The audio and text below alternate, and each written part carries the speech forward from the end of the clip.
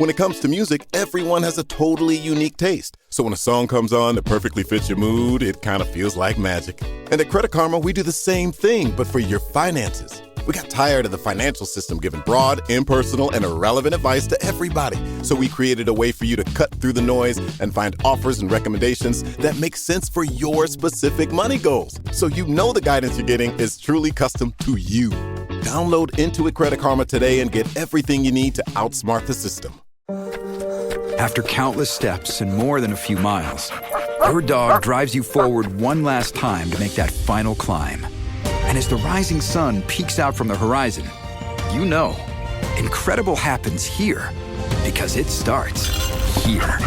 With the fuel that makes it all possible, Pro Plan Sport. Discover advanced nutrition made to fuel strength and stamina in active dogs like yours at ProPlansport.com.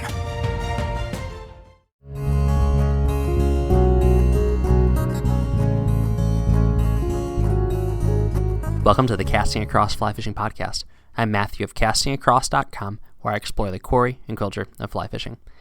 This episode is being recorded in the days leading up to the 4th of July. I hope everybody has a fun and safe holiday, and that maybe you even need to go out fishing.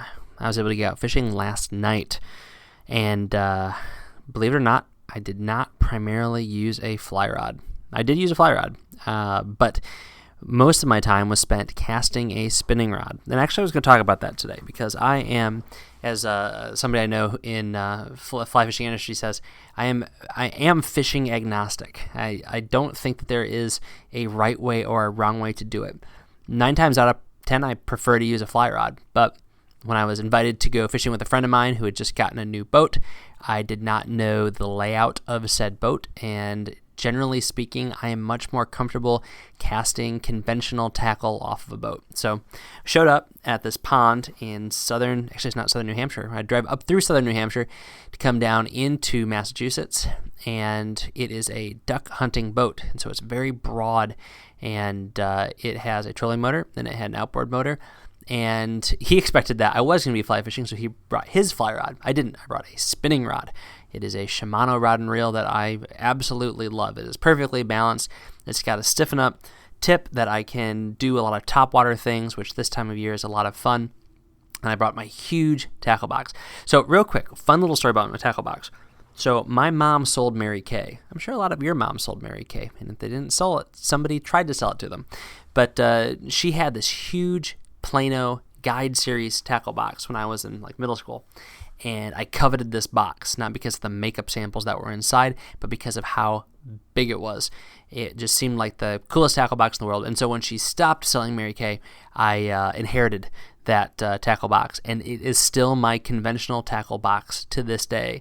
The top compartment is just all big compartments for spinner baits and crankbaits and worms, and it's kind of like you can change things in and out, but then you open it up and there's slots for smaller compartment boxes, and it's just it's a huge briefcase of a tackle box, but it carries everything I have, and there's still a little bit of room where I can add more to it. So I threw that thing up in the boat. I had my one spinning rod. He had his bait caster and his fly rod, and off we went. And as we were pulling out of the boat ramp, as we were backing up, I was playing with a lure that I had on. I had just purchased a Rapala floating minnow. It's the smallest one that has 3 treble hooks. I don't even know how long it is, maybe 5 inches, and it's perch colored. And I'm just seeing how it looked in the water, and a pickerel came up and hit it. So it wasn't even a fish on my first cast. It was a fish my first moment in the water. I hadn't even cast the line out yet. So beautiful evening. It had been thunderstorming all day. We were skeptical we were going to get out, but we got out, and it was just awesome. The water was crystal clear, not crystal clear. It was smooth as glass. That's the phrase I was looking for. And we had the water to ourselves. There's 2 other guys on kayaks out there, but just a wonderful night. So what does this have to do with giving you information? You don't want a fishing report from my time out on a duck boat with a buddy of mine. As I was fishing, I was thinking about how my time fly fishing actually is making me a better conventional angler. How my time fly fishing is making me a better conventional angler. So along with fishing out of boats, which this boat, it turns out, is great for fly fishing, out of boats, out of kayaks, or even with my kids. In a lot of the places that we go fishing around here, New England is just so tight. There's not a lot of open stream banks. There's a lot of ponds that are manicured on the edges. So everything's got trees behind it. So a lot of times when I'm with my kids and we're walking stream sides or we're going around the banks of a pond, we do use conventional gear just because it's just so much easier for them and even for me. So I do quite a bit of conventional, particularly spinning rod fishing. And last night I was thinking, as I was using a few different styles of lures, that my fly fishing has really impacted my conventional fishing. What can you take away from this? I'm going to go through a few different things. Well, first of all, if you do both, if you go back and forth like I do, then maybe this is something you can think about. Secondly, maybe you don't use conventional gear, but what I'm talking about how the fly fishing has informed my conventional fishing will be helpful. The first one is fishing topwater lures. So one of the benefits, of course, of fishing a topwater fly, especially for bass or any of the warm water species, or even in the salt, or even mice for trout, is that by having that line in your hand, again using a fly rod now, by having that fly line in your left hand, if you're a right-handed angler, and you're retrieving, you can really impart very, very subtle motion. I think that you actually have advantage as a fly angler for fishing topwater flies because you can really control what your line does in a much more managed way by using your line hand on your fly line than you could by cranking in on a spinning reel or a bait casting reel. I think you have a lot more control and you can do a lot more with your line hand. But then of course you can also work that fly with your rod tip. And hopefully when you're fishing topwater bugs or lures, you are letting those things sit and twitch. I think all of my strikes last night came off of pauses, right in that moment, right before you think I need to start retrieving this popper. That's when the hit would happen. So it was fun, and actually I got to kind of put this into play last night because I was fishing both a popper on a fly rod towards the end of the evening. We were out in this really deep stretches, 40, 50 feet deep, but the bluegill were out and they were feeding on top just as it was getting dark. So you could hear them cracking, you could see ripples in the water, you couldn't see where the fish were. But it was just, haul that popper out there 50, 60 feet and then just twitch, wait for the splash, and then give it a good hook set. A lot of fun. I mean, I've said before, trout are fantastic, but man, an 8-inch bluegill, 10-inch bluegill, there's not a lot of things that are going to be as much fun as that, especially when you've cast a nice long cast and you get to fight that fish all the way back in. So all those takes were on the pause. So you've got this little bluegill popper, and earlier in the night, I was fishing on the spinning rod, a scum frog. A scum frog, if you don't know what a scum frog is, it is two hooks that hug this rubber balloon-like frog body very, very tightly. So it's weedless, and there's a little bit of swivel inside of it, so it doesn't tangle up your line as you pop it over lily pads and through the reeds and things like that. And then it has a rubber skirt hanging off the back of it. But they accomplish the same thing because that rubber skirt on that frog, the scum frog, and the feathers hanging off the tail of the popper and the rubber legs hanging off the side of the popper, they're going to move like crazy as the currents, the microcurrents, or simply as the fly is calming down, or the lure is calming down from your retrieve. And so I know that I have the propensity, if I'm not being conscientious about my fishing, to let my fly sit for a very, very long time. But if I'm using conventional gear, I will reel that sucker in way too fast. So as I fly fished more and more and really have enjoyed spending time fly fishing for warm water species, I have increased my patience.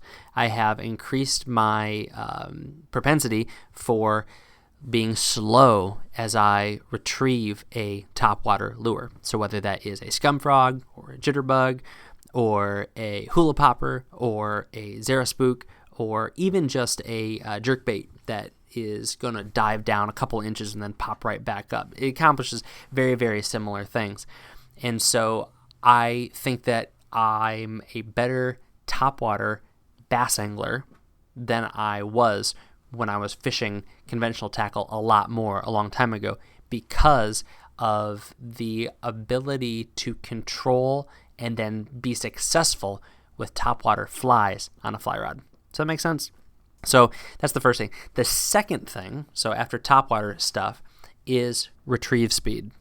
So with a streamer, retrieve speed is a really important and integral part of how you fish. And this is true for trout, this is true for bass, this is true for saltwater species.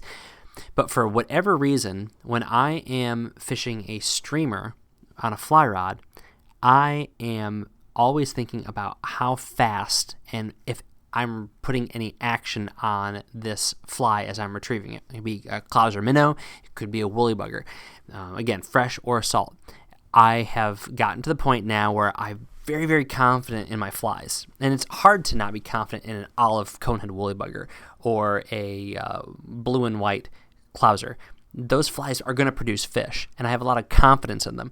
So what do I do when I'm fishing those flies, when I'm fishing those clousers for stripers up against the rocks in Maine, or I am pulling a woolly bugger through a channel in a trout pond here in Massachusetts? I'm thinking my fly is going to work. I just have to retrieve it the right way. Now, could that be a little bit foolhardy? Are there times where there's another pattern that would outperform what I'm fishing? Probably. But let's be honest, both of the patterns I mentioned and then dozens of others are going to consistently produce fish under a wide variety of circumstances if you dial in the retrieve. So based upon the barometer, based upon the water temperature, based upon the forage sources, based upon the time of the year, then altering your retrieve is going to be more or less effective to predatory fish. Now, with conventional lures, what I used to do is say, okay, this spinnerbait didn't work, I'm going to switch colors. Okay, that didn't work, I'm going to put a crankbait on. Okay, I'm going to put something that stays up higher in the water column. Okay, neither of those things work, I'm going to throw a jig to the bottom. And it was this constant changing of lures to try to find that that key that would unlock the door to get the fish to bite. After fishing flies, and streamers in particular, for decades, I have taken that same mentality of really dialing in the retrieve speed and the way I retrieve my fly and taken that and applied that to how I fish lures. So I've mentioned it before, I think on the podcast, I only fish a handful of lures. I'll fish a rubber worm, I'll fish a Rapala floating minnow, and I'll fish a spinner. Not a spinner bait, but a spinner, an inline spinner. And with those three lures, and I've got dozens and dozens more, so I'm not saying I use those exclusively, but just like I have my go-to flies, I have my go-to lures.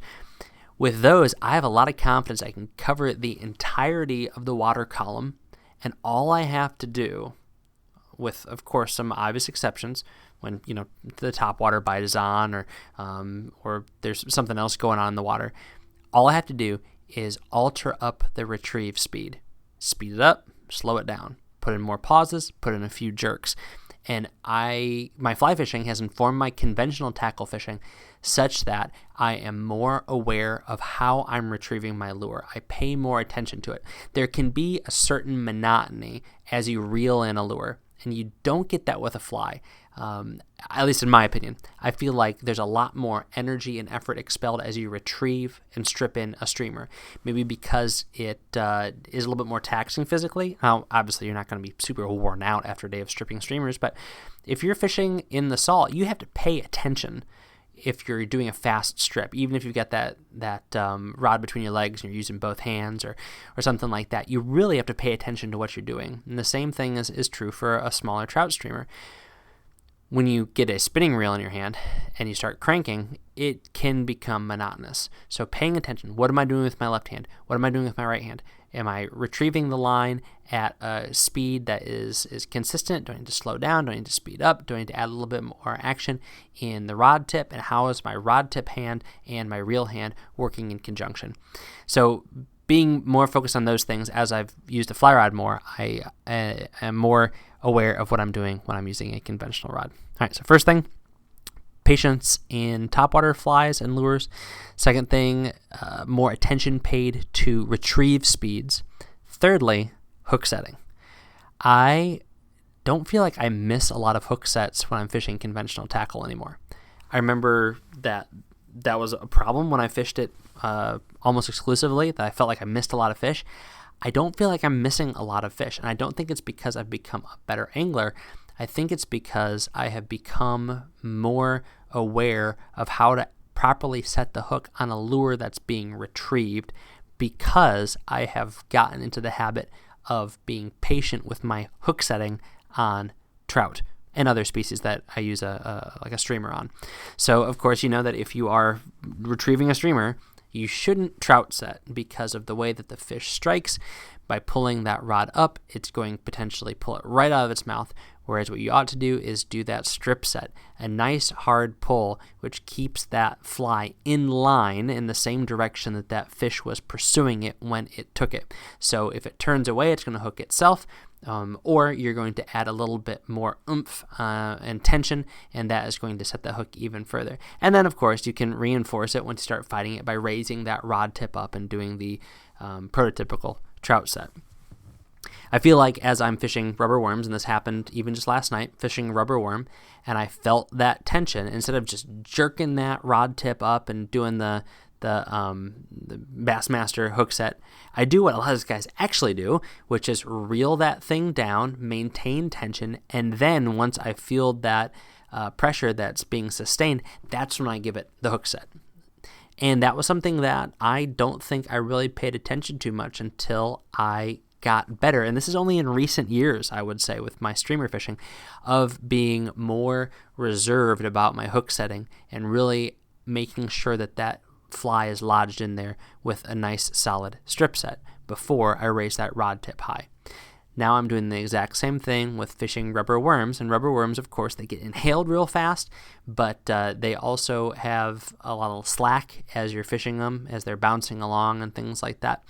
And so by reeling down into that fish quickly, feeling that tension, and then giving the hook set, I just don't feel like I'm missing a lot of fish. Maybe, of course, it's very, very reasonable to assume that I'm missing even more fish than I ever have. I'm just not feeling them, but I feel like I'm getting into more fish than I did before when I'm using lures like rubber worms and things like that.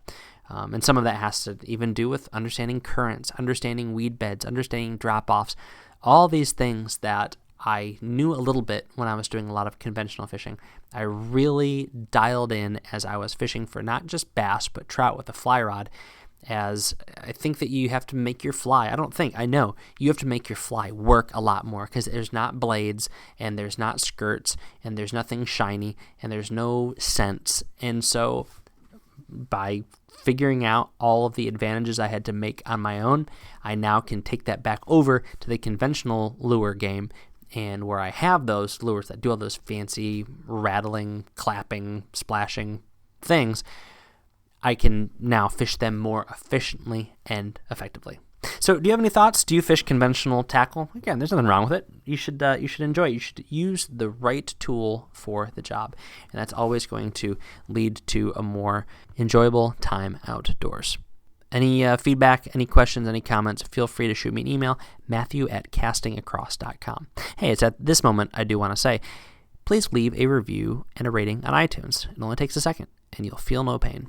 Just pop that 5 stars if you think I deserve it, and leave a short review. Hey, this week on castingacross.com, 2 articles that really had a lot to do with each other. The first one's called 3 Places to Fish Long, Light Fly Rods.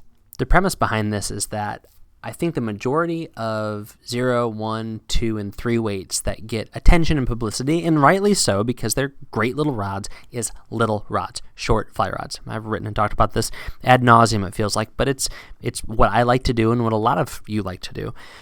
And so those 6.5 foot, 7 foot, and even shorter, 5 foot 9 inch 2 and 3 weights are great for small, tight streams. You can get those casts exactly where you want them, and you can move your rod in and out of the streamside vegetation very, very easily. But there are some situations where having a 9-foot fly rod, even on a smaller stream, is going to be beneficial. I talked about this in a podcast recently. So in this article, I went through a number of situations that I think are going to benefit you by having that 8.5 or 9-foot 2 or 3 weight. And you say, are there a lot of those out there? And the fact of the matter is that in one sense there are, in another sense there are not, because the second article that I wrote this week is called Long Light Fly Rods. So this was derivative from the first one. And I went through, and first of all, I answered some questions to some feedback I got about the first article, like why did you say 3 weights, not 4 weights? Why did you say 8 feet and not 7 foot 9 inches or whatever? So I addressed some of those things, but then I went through all the major fly rod manufacturers' catalogs and found the models that are out there. And there are a lot, but at the same time, compared to like your choices as it comes to 5-foot weights across actions, across price ranges, and certainly across material choices, there are not that many 8-foot plus 2 and 3 weights. There's no zeros and no ones, but there's some 2 and 3 weights. Some of them are great. I've fished some of them. I've casted a number of them. But it's just interesting to see what's out there. A 9-foot 3 weight would be a fantastic rod if you fish a mountain stream that has very little overhanging canopy. It allows you to do so many things. And there's a lot of great rods in this list that I would encourage you to check out. So check out those 2 articles, 3 places to fish long light fly rods and long light fly rods if you have any interest in adding a unique rod to your arsenal. This week's recommendation is a video from the good people at Redington. It's called Out of Office. It's a fun little video, and if you're not much into fly fishing films, this is a little bit different. It's neat. It follows a young woman who is doing research in Wyoming. Her name is Anna Ortega, and she is looking at mule deer migration patterns. And so it's just a fun little video. You're not being sold anything. Are there Redington products in the video? Absolutely. You see an ID reel, you see a pair of their women's waders, but you're not being sold those things. It's just a fun little 4 or 5 minute diversion from whatever you're doing. And you get to see some very, very pretty country. It is not shot in that hype video style. It's just fun and entertaining. I smiled while I was watching it, and I think you would enjoy it also. And you get to learn something fun about mule deer and mule deer poop while you're at it. So the link to Out of Office, the new video from Redington, will be on the bottom of the show notes for this podcast over at castingacross.com. Thanks for listening to the Casting Across Fly Fishing Podcast. Please subscribe in your favorite podcast app and rate the podcast in iTunes. Then head over to castingacross.com where you'll find more info on this podcast and 3 posts a week on the people, places, and things that go into the pursuit of fish.